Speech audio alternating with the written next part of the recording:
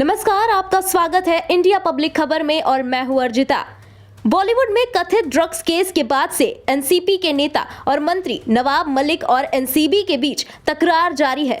एक ओर जहां महाराष्ट्र सरकार एनसीबी समेत एजेंसियों पर राज्य को बदनाम करने का आरोप लगा रही है, तो वहीं अभी हाल में ये मामला और गंभीर हो गया है।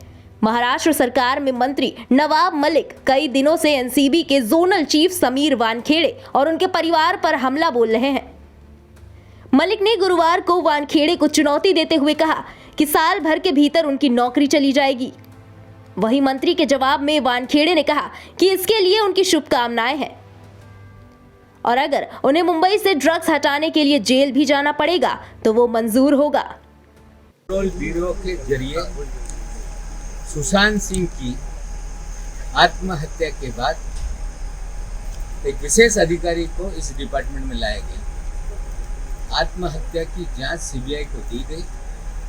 आत्महत्या या हत्या इसकी गुत्थी नहीं सुलझी, लेकिन पूरा खेल एनसीबी का फिल्म इंडस्ट्री में शुरू हो गया। रिया चक्रवर्ती को फंसाया गया फर्जी तरीके से। दर्जनों भर फिल्म अभिनेता अभिनेत्रियों की परेड कराई गई। कुछ लोगों को मुकदमे में फंसाने का प्रयास किया गया। और हम आपको बता दें कि कोविड के काल में सारी इंडस्ट्री मालदीव में थी। अधिकारी के परिवार के लोग, अधिकारी स्वयं दुबई और मालदीव में क्या कर रहे हैं, इसका खुलासा अधिकारी को करना पड़ेगा, समीर वानखेड़े को। हम मांग करते हैं वो बताएं वे दुबई गए थे क्या उनके परिवार के लोग मालदीव में उस समय में थे जब पूरी इंडस्ट्री मालदीव में थी? क्या कारण था वो वहां गए? हमें तो पूरा यकीन है कि सारी उगाई मालदीव और दुबई में हुई है, जिसकी तस्वीरें हम आप लोगों को देंगे। मैं ये जो दुबई की बात कर रहे हैं, मैं इसका घोर निंदा करता हूं। ये झूठी इंफॉर्मेशन है। जिस तारीख ये जो कह रहे हैं दिसंबर में, मैं उस टाइम पे मुंबई में हूं। ये उस चीज की जांच कर सकते हैं।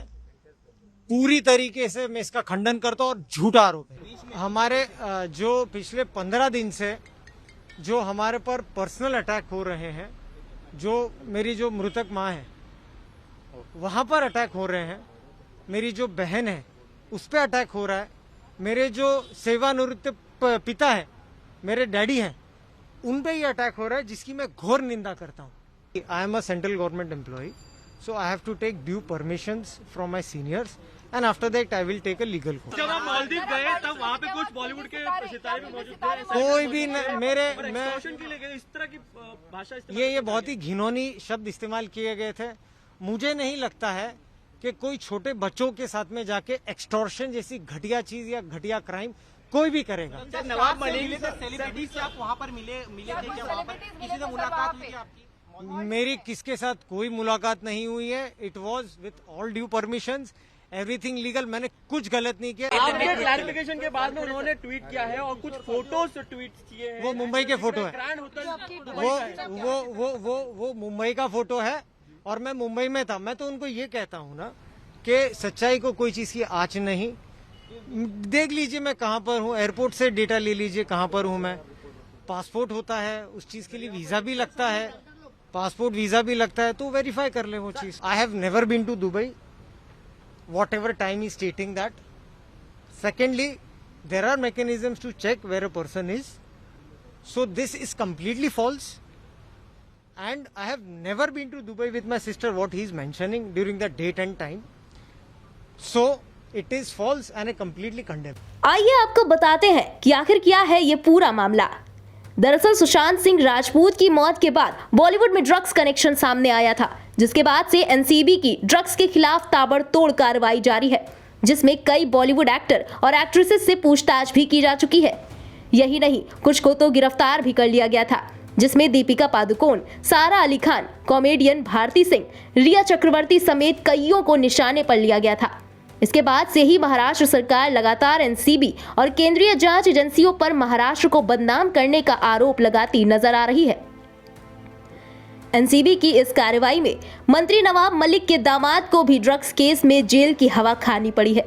वहीं जब इस महीने शाहरुख खान के बेटे आर्यन खान का नाम सामने आया, उसके बाद से तो नवाब मलिक और वानखेड़े के बीच का विवाद बढ़ता ही चला गया और इसके बाद नवाब मलिक सेलिब्रिटीज और अपने दामाद को फर्जी मामले में फंसाने का दावा करते रहे हैं। यही नहीं, गुरुवार को भी मलिक ने दावा किया कि जब कोरोना महामारी के समय सेलिब्रिटीज मालदीव में थे, तब उस समय समीर भी अंतर्राष्ट्रीय टूर पे थे। तो क्या वो वसूली करने के लिए गए हुए थे? इसके अलावा नवाब मलिक समीर वानखेड़े और उनके परिवार को आड़े हाथों लेते रहे हैं। फिलहाल एनसीबी की ड्रग्स के खिलाफ कार्रवाई जारी है, तो अब देखना ये होगा कि एनसीबी और एनसीपी नेता के बीच का घमासान कब थमता है। इस खबर में फिलहाल इतना ही। देश और दुनिया की तमाम खबरों के लिए सब्सक्राइब करें इंडिया पब्लिक खबर के YouTube चैनल को, वीडियो को लाइक करें और ज्यादा से ज्यादा शेयर करें।